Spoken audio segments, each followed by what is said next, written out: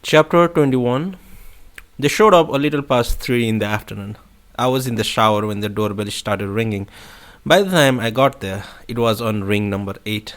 I opened up, and there stood two men. One in his 40s, one in his 30s. The older guy was tall, with a scar on his nose, a little too well tanned for this time of the year, a deep, tried and true bronze of a fisherman, not the precious color you get from the beach or a ski slope. He had stiff hair, obscenely large hands, and a grey overcoat. The younger guy was short, with longish hair and narrow, intense eyes. A generation ago, he might have been called bookish. The fellow at the literary journal meeting who ran his hands through his hair as he declared, Mishima's our man. He had on a dark blue trench coat, both guys in regulation black shoes, cheap and worn out, the sort you wouldn't glance at twice if you saw them lying by the side of the road. Nor were the fellas the type you'd go out of your way to make friends with. Without a word of introduction, Bookish flashed his police ID, just like in the movies. I'd never actually seen a police ID before, but one look convinced me it was the real thing. It fit with the worn out shoes, something in the way he pulled it out of his pocket. He could have been selling his literary journal door to door. Akasaka Precinct, Bookish announced, and asked if I was who I was. Uh-huh. Fisherman stood by silently, both hands in the pockets of his overcoat, nonchalantly propping the door open with his foot, just like in the movies. Great. Bookish filed away his ID, then gave me the once over, me in the bathrobe, and wait here. We need you to come down to headquarters for questioning, said Bookish. Questioning? About what? Everything in due time, he said. We have formal procedures to follow for this sort of thing, so why don't we get going right away? Huh? Okay, but mind if I get into some clothes? Certainly, said Bookish flatly, without the slightest change of expression. If Gotanda played a cop, he'd do a better job. That's reality for you. The fellows waited in the doorway while I got some clothes on and turned off switches. Then I stepped into my blue topsiders, which the two cops stared at as if they were on the trendiest thing on the market. The patrol car was parked near the entrance to my building, a uniformed cop behind the wheel. Fisherman got into the back seat, then me, then Bookish. Again, like in the movies, Bookish pulled the door shut and car took off. The streets were congested, but did they turn on the siren? No. They made like we were going for a ride in a taxi, sans meter. We spent more time stopped in the traffic than moving, which gave everybody in all cars and on the street plenty of opportunity to stare at me. No one uttered a word. Fisherman looked straight ahead, arms folded.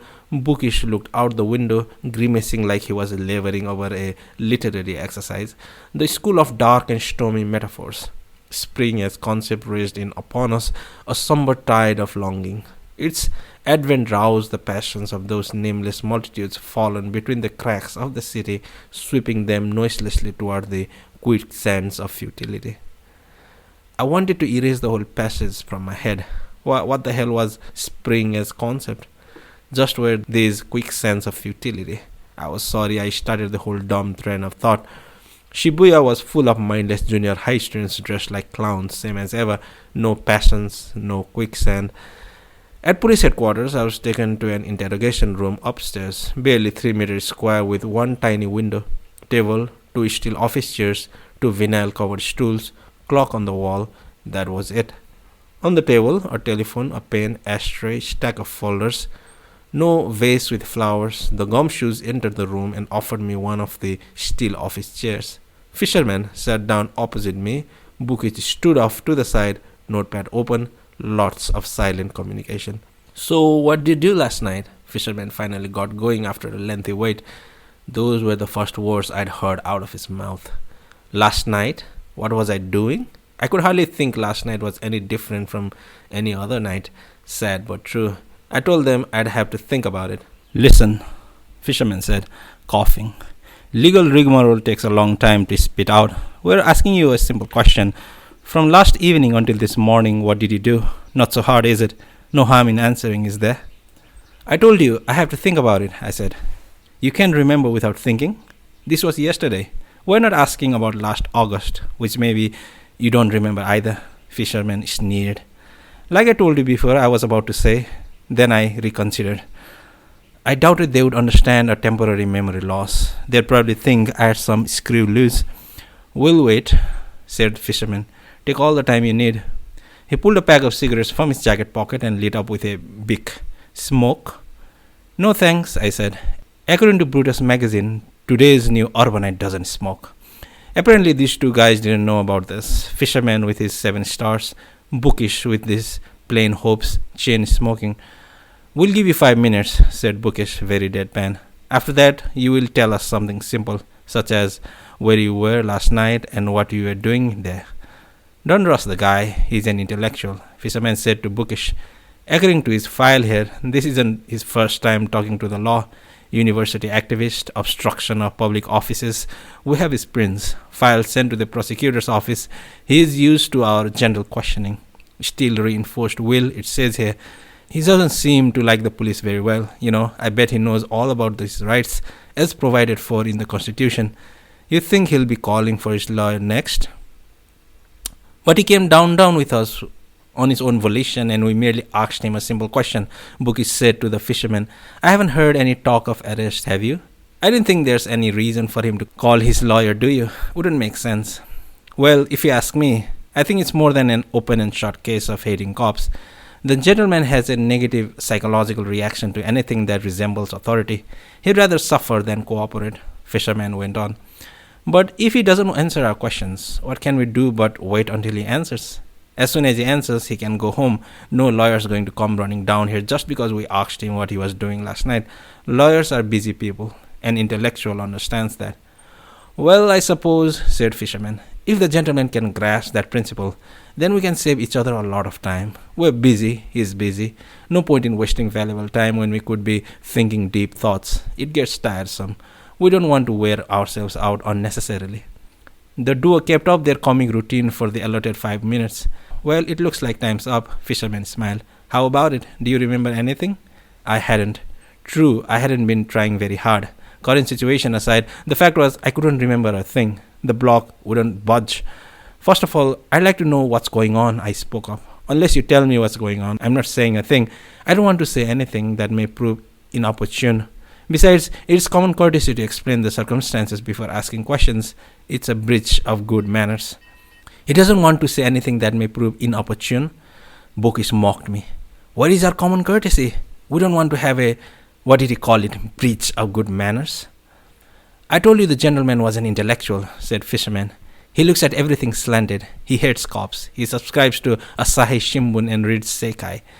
I do not subscribe to newspapers and I do not read Seikai. I broke in, had to put my foot down somewhere, and as long as you don't tell me why I'm here, I'm not going to feel a lot like talking. If you want to keep insulting me, go ahead. I've got as much time to sit around shooting the breeze as you guys do. The two detectives looked at each other. Fisherman, are you telling us that if we're polite and explain these circumstances to you, you'll cooperate and give us some answers? Probably. Bookish, folding his arms and glancing high up the wall. The guy's got a sense of humor. Fisherman rubbed the horizontal scar on his nose, probably a knife gash, and fairly deep, judging from how it tugged at the surrounding flesh. Listen, he got serious. We're busy and this isn't a game. We all want to finish up and go home in time to eat dinner with the family. We don't have anything against you and we got no access to grind. So if you'll just tell us what you did last night, there'll be no more demands. If you got a clear conscience, what's the grave in telling us? Or is it you who got guilty feelings about something? I stared at the ashtray. Bookish snapped his notepad shut and slipped it into his pocket. For 30 seconds no one said a word, during which time Fisherman lit up another 7 stars. Still reinforced will, said Fisherman. Want to call the Committee on Human Rights? Asked Bookish. Please. Fisherman and his partner were at it again. This is not a human rights issue. This is the duty of the citizen. It's written right here in your favorite statutes of law that citizens are obliged to cooperate to the fullest extent with police investigations. So what do you have against us, officers of the law? We're good enough to ask for directions when you're lost. We're good enough to call if a robber breaks into your home. But we're not good enough to cooperate with just a little bit. So let's try this again. Where were you last night and what were you doing? I want to know what's going on, I repeated. Bookish blew his nose with a loud honk. Fisherman took a plastic ruler out of the desk drawer and whacked it against the palm of his hand. Listen, guy, pronounced Bookish, tossing a soiled tissue into the trash. You do realize that your position is becoming worse and worse? This is not the 60s, you know. You can't keep carrying on with this anti-establishment bullshit, said Fisherman, disgruntled. Those days are over. You and me were hemmed in up to here in society. There's no such thing as establishment and anti-establishment anymore. That's passé. It's all the same big time. The system's got everything sewed up. If you don't like it, you can sit tight and wait for an earthquake. You can go dig a hole. But getting sassy with us won't get you or us anywhere. It's a dead grind. You understand? Okay, we're bit. And maybe we've not shown you proper respect. If that's the case, I'm sorry. I apologize. Book is torn again. Notepad open again. We've been working on another job and hardly even slept since yesterday. I haven't seen my kids in 5 days, and although you have no respect for me, I am a public servant. I try to keep society safe. So when you refuse to answer a simple question, you can bet it rubs us the wrong way. And when I say things are looking worse for you, it's because the more tired we get, the worse our temper gets. An easy job ends up not being so easy after all. Of course, you got rights, the law's on your side, but sometimes the law takes a long time to kick in, and so it gets put in the hands of us poor suckers on duty. You get my drift? Don't misunderstand. We're not threatening you, Fisherman interjected. He was just giving you a friendly warning. He doesn't want anything bad to happen to you. I kept my mouth shut and looked at the ashtray, a plain old dirty ashtray without markings. How many decades had it sat here on this desk? Fisherman kept slapping his hand with the ruler. Very well, he gave in. I'll explain the circumstances. It's not the procedure we follow when asking questions, but since we want your respect, we'll try things your way. He picked up a folder, removed an envelope, and produced 3 large photographs. Black and white side photos, without much in the way of artistry. That much was clear at a glance. The first photo showed a naked woman lying face down on a bed, long legs, tight ass, hair fanned out from the neck up. Her thighs were parted just enough to reveal what was between them. Her arms sprung out to the sides. She could have been sleeping. The second photo was more graphic. She was turned over, her pubic area, breast, face exposed, her legs and arms arranged stiffly at attention, her eyes open wide, glassy, her mouth contorted out of shape. The woman was not sleeping. The woman was dead. The woman was May. The third photo was a close-up of May's face. May, no longer beautiful, cold, ice cold, shaft marks around the neck. My mouth went dry. I wouldn't swallow. My palms itched. May, so full of life and sex, now cold, dead. I stopped myself from shaking my head, from showing any reaction. I knew the 2 guys were watching my every move. I restacked the 3 photos and casually handed them back to Fisherman. I tried to look unaffected. Do you know this woman? Asked Fisherman. No, I could have said yes, of course, but then I would have to tell them about Gotanda and who was my link to May, and his life would be ruined if this got out to the media. True, he might have been the one who coughed up my name, but I didn't know that. I'd have to risk it. They weren't about to bring up Gotanda's name. Take another look, Fisherman said slowly. This is extremely important, so do look again carefully before you answer. Have you ever seen this woman before? Don't bother lying to us. We're not babes in the woods. We catch you lying, you'll really be in trouble, understand? I took a lengthy look at the 3 photographs. I didn't want to look at all, but that would have given me away. I don't know her, I said.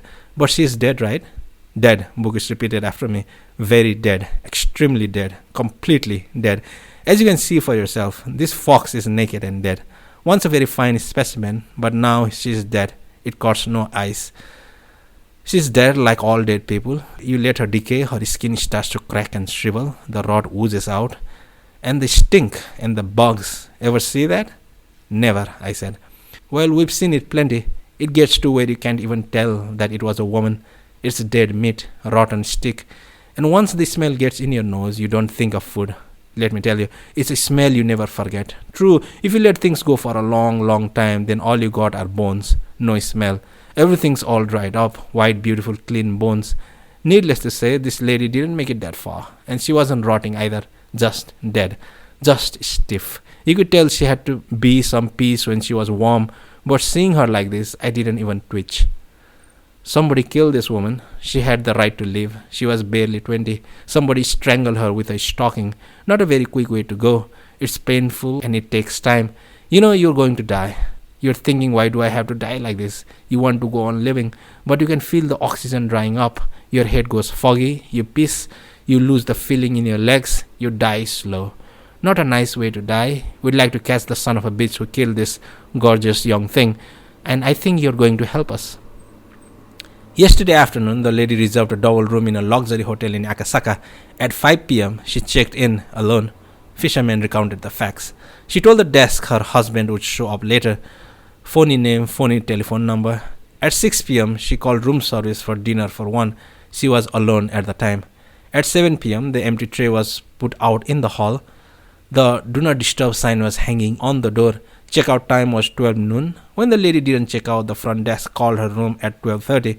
No answer. The do not disturb sign was still on the door. There was no response.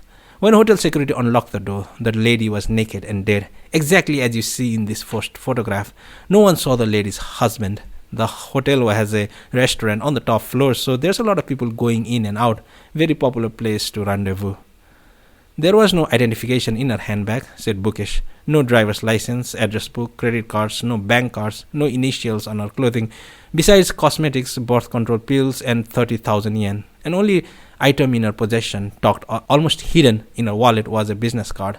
Your business card. You're going to say you really don't know her? Fisherman tried again. I shook my head. I wanted to give these guys all the cooperation I could. I really did. I wanted to see her killer caught as much as anyone. But I had the living to think about. Well then, now that you know the circumstances, why don't you tell us where you were last night and what you were doing? Bookish drummed on. My memory came rushing back. At 6 o'clock I ate supper at home by myself. Then I read and had a couple of drinks. And then before midnight I went to bed. Did you see anyone? Asked Fisherman. I didn't see anyone. I was alone the entire time. Any phone calls to anyone? Anyone call you? I told them I didn't take any calls. A little before 9, one came in on the machine. When I played it back, it was work-related. Why keep the answering machine on? If you're at home, I'm on a break. I don't want to have to talk business. They asked for the name of the caller, and I told them. So you ate dinner alone, and you read all evening? After washing the dishes, yes. What was the book? You may not believe it. It was Kafka, The Trial. Kafka, The Trial, Bookish made note. Then you read until 12, Fisherman kept going, and drank. First beer was around sundown, later brandy. How much did you drink? 2 cans of beer, and then I guess a quarter of a bottle of brandy. Oh, and I also ate some canned peaches. Fisherman took everything down, also ate canned peaches. Anything else? I tried, but it really had been night without qualities. I'd quietly read my book, while somewhere off in the still of the night, May was strangled with a stocking. I told them there was nothing else. I'd advise you to try harder, said Bookish with a cough. You realize what a vulnerable position you're in, don't you? Listen, I didn't do anything, so how can I be in a vulnerable position? I work freelance, so I hand my business card all over the place. I don't know how this girl got a hold of my card, because just because she had it on her doesn't mean I killed her. People don't carry around business cards that don't mean anything to them in the safest corner of their wallets, Fisherman said. We have 2 hypotheses. One, the lady arranged to meet one of your business associates in the hotel and that person killed her.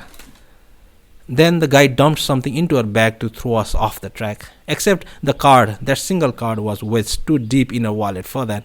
Hypothesis number 2, the lady was a professional lady of the night, a prostitute, a high-class prostitute. The kind that fulfills her duty at luxury hotels. The kind that doesn't carry any identification on her person. But for some reason, John kills her. He doesn't take the money. So it's possible he's a psycho, a nutcase. Those are our angles. What do you think? I cocked my head to the side and kept silent. Your business card is the central piece of evidence in this case, said Fisherman leadingly, rapping his pen on the desk. A business card is just a piece of paper with a name printed on it, I said. It's not evidence. It doesn't prove anything. Not yet it doesn't, he kept rapping on the desk. The criminal ID boys are going over the room for traces. There's an autopsy going on right now. By tomorrow we'll know a lot more. So you know what? You're going to wait with us. Meanwhile, be a good idea if you start remembering more details. It might take all night. Take your time. You'll be surprised at what you can remember. Why don't we start from the beginning? What did you do when you woke up in the morning? I looked at the clock on the wall, 5:10. I suddenly remembered my date with Yuki. I need to call somebody first, okay? I said to Fisherman. I was supposed to meet someone at 5. It was important. A girl? Questioned Fisherman. Right. He held out a phone to me. You're going to tell me that something came up and you can't come, Yuki said, immediately beating me to the punch. Something unforeseen, really, I explained. I'm sorry, it's not my fault. I've been hauled down to the Akasaka police station for questioning. It'll take too long to tell you about it now, but it looks like they're going to hold on to me for a while. Police? What did you do? I didn't do anything. There was a murder and the cops wanted to talk to me, that's all. What a drag, Yuki remarked, unmoved. I'll say, you didn't kill anyone, did you? Of course I didn't kill anyone. I'm a bungler, not a murderer. They're just asking about, circumstances. But I'm sorry, I'm going to let you down. I'll make it up to you. What a drag, said Yuki, then slammed down the receiver in her inimitable fashion. I passed the phone back to fishermen. They had been straining to listen in, but didn't seem to come away with much. If they knew it was a 13-year-old girl, you can be sure their opinion of me wouldn't have shot up. They had me go over the fine points of my movements all day yesterday. They wrote everything I said down, where I'd gone, what I ate. I gave them the full rundown on the konnyaku yam stew I'd eaten for dinner. I explained how I shaped the bonito flakes. They didn't think I was being humorous at all. They just wrote everything down. The pages were mounting fast. At 6:30, they sent out for food. Salty, greasy, tasteless, terrible, which we all ate with relish. Then we had some lukewarm tea while they smoked. Then we got back to questions and answers. At what time had I changed into pajamas? From what page to what page of the trial had I read? I tried to tell them what the story was about, but they didn't show much interest. At 8 o'clock, I had to take a leak, which they let me do alone, happily. I breathed deeply, not the ideal place to breathe deeply, but at least I could breathe. Poor May. When I got back, Bookish wanted to know about my solitary telephone caller that evening. Who was he? What did he want? What was my relationship with him? Why didn't I call him back? Why was I taking a break from work? Didn't I need to work for a living? Did I declare my taxes? My question, which I didn't ask, was, did they actually think all this was helpful? Maybe they had read Kafka. Were they trying to wear me down so that I'd let the truth escape? Well, they had succeeded. I was so exhausted, so depressed, I was answering everything they asked with a straight face. I was under the mistaken impression that I'd get out of here quicker that way. By 11, they hadn't stopped, and they showed no sign of stopping. They'd been able to take turns, leave the room and take a nap while the other kept at me. I hadn't had the luxury. Instead, they offered me coffee, instant coffee with sugar and white powder mixed in. At 11:30, I made my declaration. I was tired and wasn't going to answer any more questions. Oh, come on, please, Bookie said lamely, drumming his fingers on the table. Listen, we're going as fast as we can, but this investigation is very important. We have a dead lady on our hands, so I'm afraid you're going to have to stick it out. I find it hard to believe these questions have any importance at all, I said. Petty details serve their purpose. You'd be surprised how many cases are solved by petty details. What looks like petty isn't always petty, especially when it comes to a homicide. Murder isn't petty, sorry.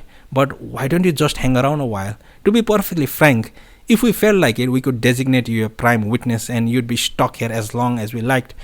But that would take a lot of paperwork, box everything down. That's why we're being nice, asking you to go through this with us nice and easy. If you cooperate, we won't have to get rough. If you're sleepy, there's a bunk downstairs, fisherman said. Catch a few hours of shut-eye. You might remember something. Okay, a few hours sleep would be nice. Anywhere was better than this smoke-filled hole. Fisherman walked me down a dark corridor, down an even darker stairwell to another corridor. This was not boding well. Indeed, the bunk room was a holding tank. Nice place, but can I get something with a better view? All due apologies, it's our only model, said Fisherman without expression. No way, I'm going home. I'll be back tomorrow. Don't worry, we're not locking you in, said Fisherman. A cell is just a room if you don't lock the door. I was too tired to argue. I gave up. I stumbled in and fell onto the hard cot. Damp mattress, cheap blanket, smell of piss, love it. It won't be locked, Fisherman repeated as he shut the door with the cold, solid thunk. I sighed and pulled the blanket over me. Someone somewhere was snoring loudly. It seemed to come from far off, but it could have been in the next cell. Very disturbing. But May, you were on my mind last night. I don't know if you're alive at that time, but you were on my mind. I was slowly taking off your clothes, and then we were making love. It was our little class reunion. I was so relaxed. I thought someone had loosened the main screw of this world. But now, May, there's nothing I can do for you. Not a damn thing. I'm sorry. We led such tenuous lives. I don't want Gotanda to get caught up in a scandal. I don't want to ruin his image. He wouldn't get work after that. Trashy work in a trashy world of trashy images. But he trusted me as a friend. So it's a matter of honor. But May, my little goat girl May, we did have a good time together. It was so wonderful. Like a fairy tale. It's no comfort to you, May, but I'll never forget you. Shoveling snow until dawn, holding you tight in that world of images, making love on deductible expenses. Winnie the Pooh and May the Goat Girl. Strangling is a horrible way to die, and you didn't want to die, I know. But there's nothing I can do for you now. I don't know what's right or wrong. I'm doing all I can. This is how I live. It's the system. I bite my lip and do what I got to. Good night, May, my little goat girl. At least you'll never have to wake again, never have to die again. Good night, I voiced the words. Good night, I voiced the words. Good night echoed my mind. Cuckoo, sang May.